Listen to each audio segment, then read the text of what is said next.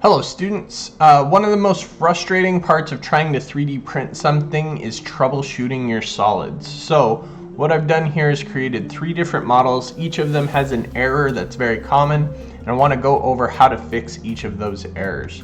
So if I click on this one and I run the solid inspector, it says I've got a border hole. Now border hole will make it so I cannot print my object. So I can use this right here to say show me the errors. And so I see right here the problem is that the bottom of this figure is completely empty. So here's how I'm going to fix this. First of all, these blue lines right here tell me that I have the entire object selected. I want to go into edit mode, and so I'm going to do that by double clicking. Now this dotted line lets me know that I am in edit mode, and so I'm good. The changes that I'm making are happening to the object, to the component. So in order for me to fill in this border hole, I'm just going to go to the edge with the pencil tool, and I'm going to click on this endpoint and this endpoint. And once it sees that I've highlighted an edge, it'll automatically fill it in.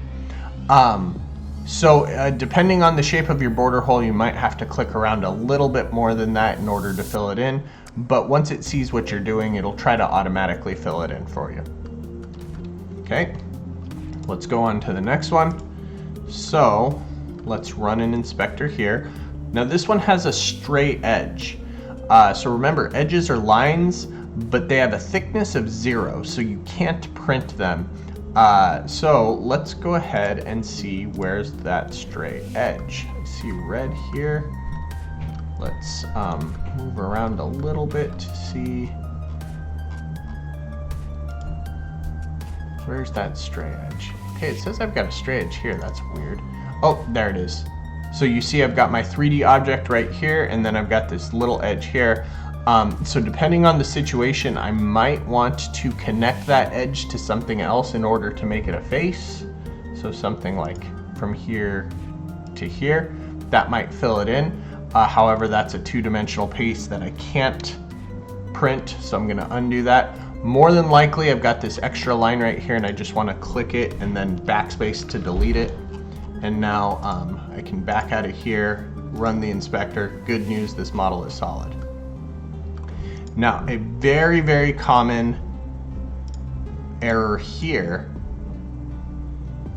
is that, let me back out of that. It says this one has a border hole. Actually, that's not the error that I was thinking. Oh, here it is. There's another one. Nested groups and components.